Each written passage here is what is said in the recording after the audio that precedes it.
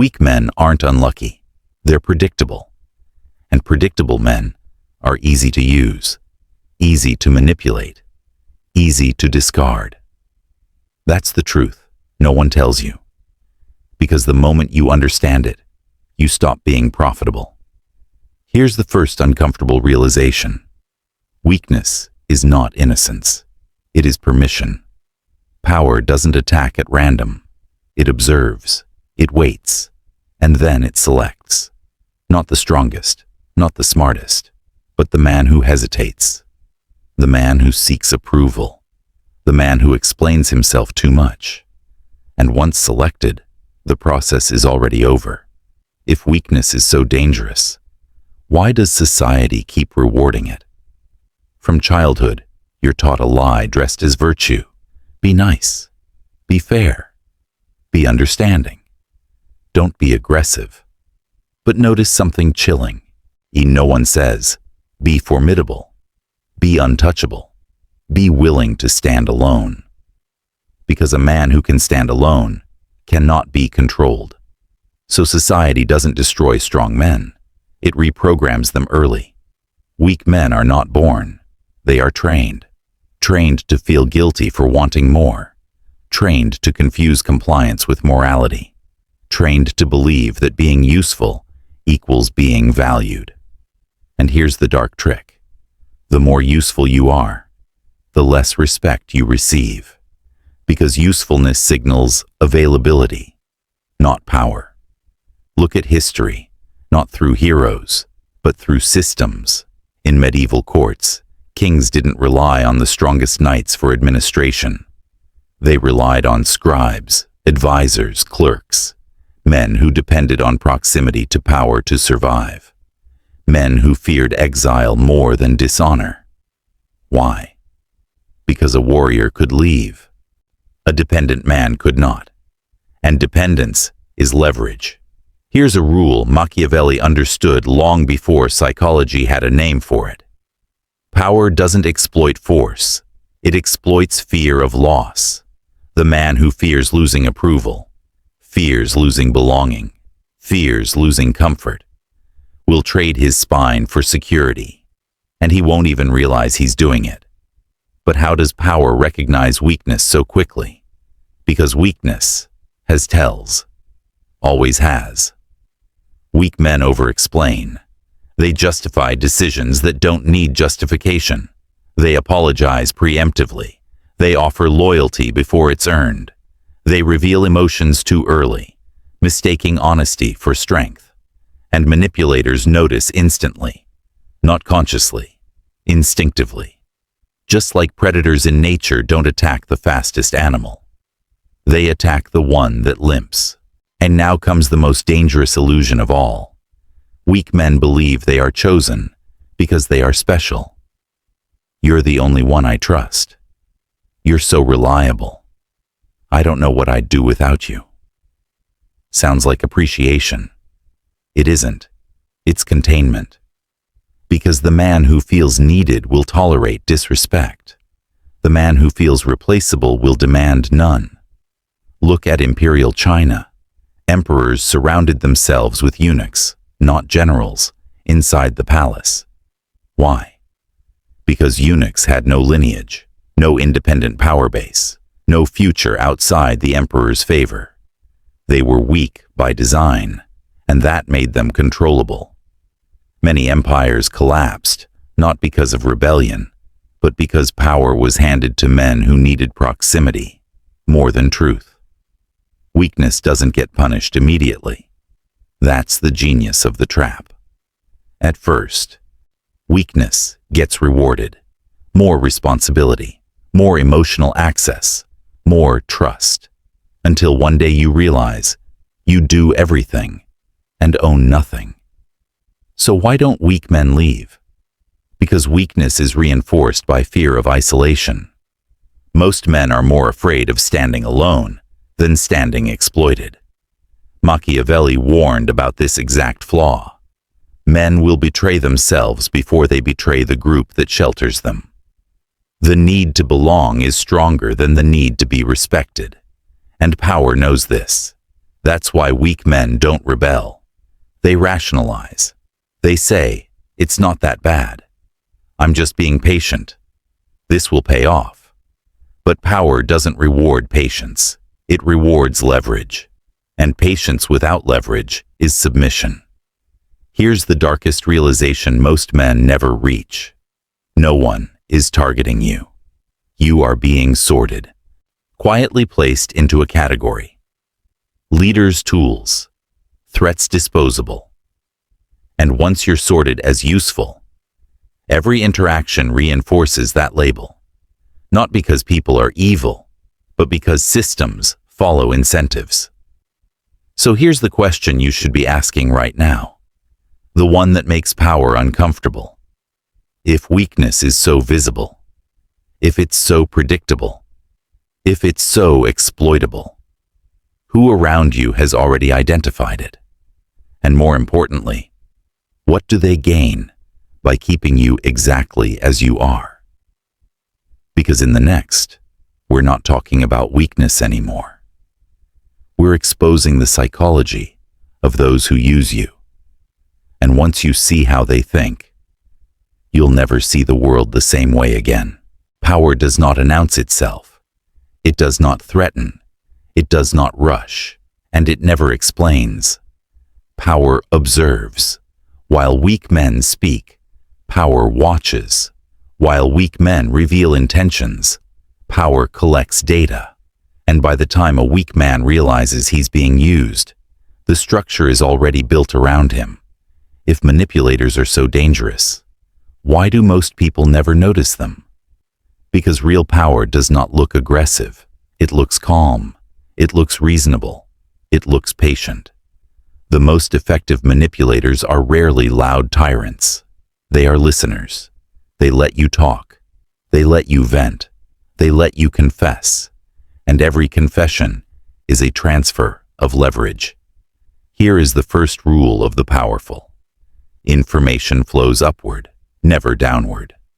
The one who knows more than they reveal controls the direction of the relationship. And that's why power never overshares. And that's why emotional transparency, when unearned, becomes a liability. Look at the Roman Senate, not its generals, but its survivors. Men like Tiberius, who ruled through silence.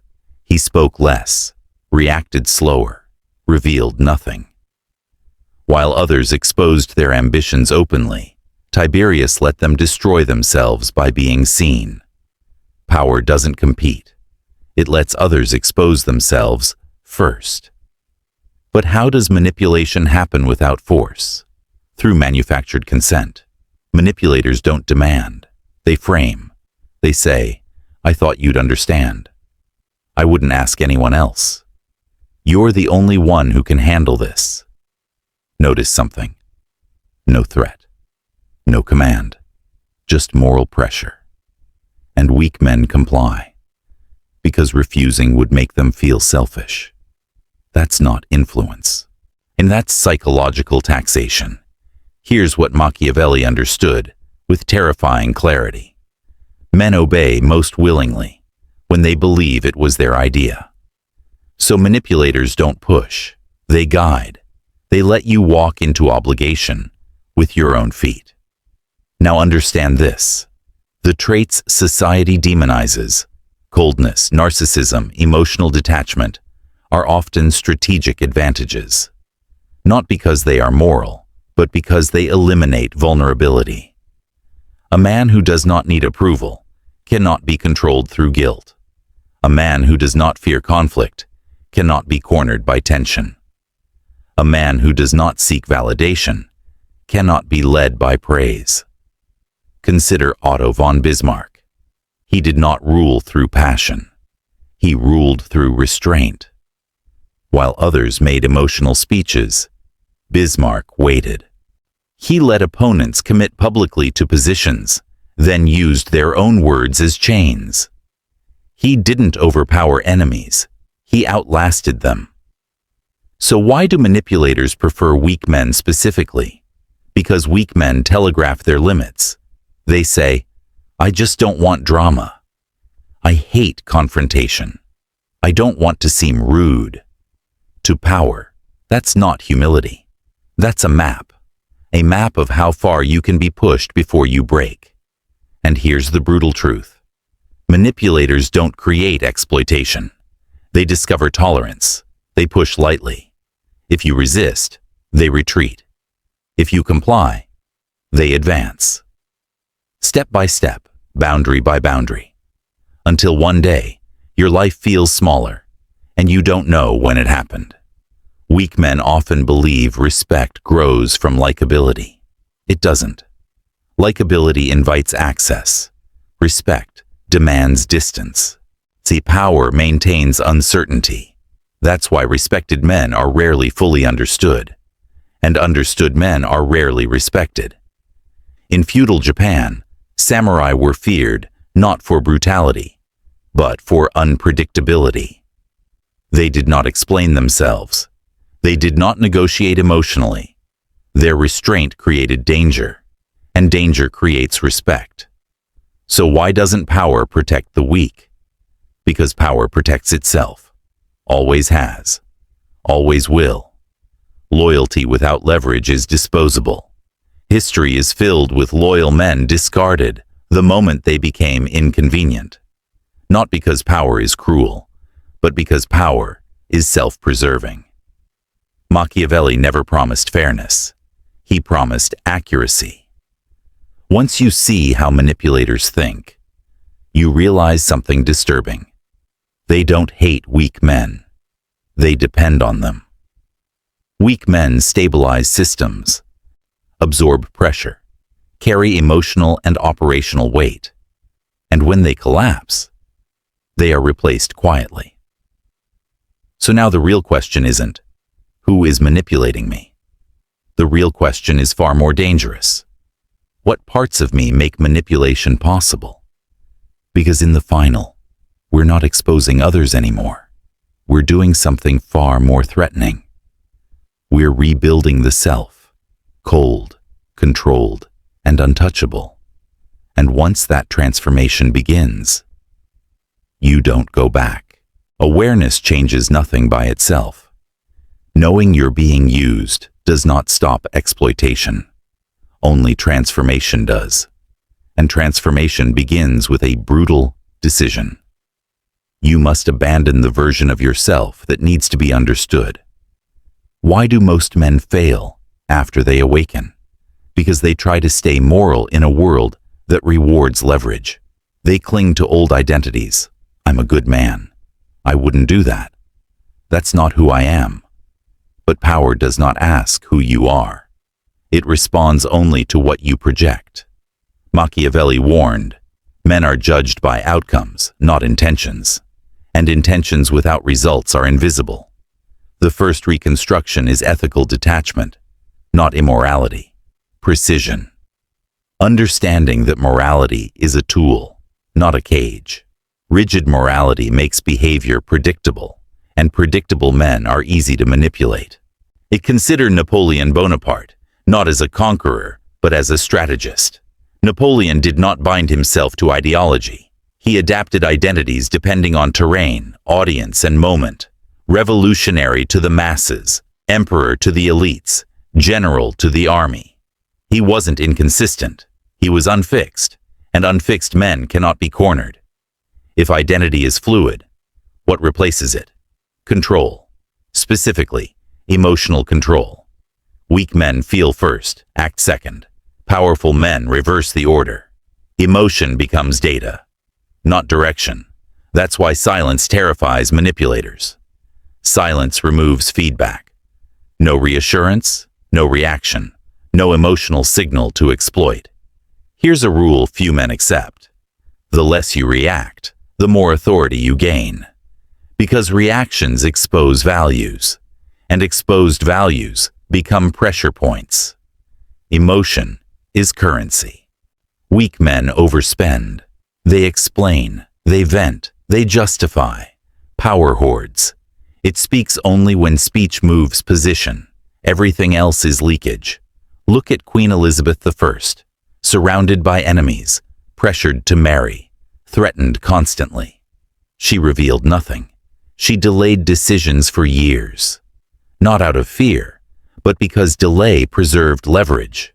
Her silence forced others to act first, and those who act first reveal themselves. So how do you become unreadable? By killing the need to be seen as good. Readable men are safe. Unreadable men are dangerous. You stop explaining motives, stop clarifying intentions, stop correcting misunderstandings. Misinterpretation becomes a shield. Let them guess. Guessing weakens strategy. This is where most men panic. Because opacity feels lonely, and loneliness is the final test. Every powerful man passes through isolation, not because he is rejected, but because he refuses to beg. The weak man asks, "Where do I belong?" The powerful man asks, "Who benefits from my presence?" and walks away when the answer is unfavorable. Think of Marcus Aurelius, not as a philosopher, but as an emperor.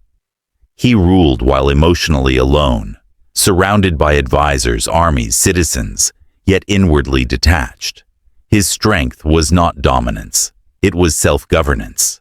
A man who governs himself cannot be governed easily by others. Is this ruthlessness? No. This is discipline. Ruthlessness without control is chaos.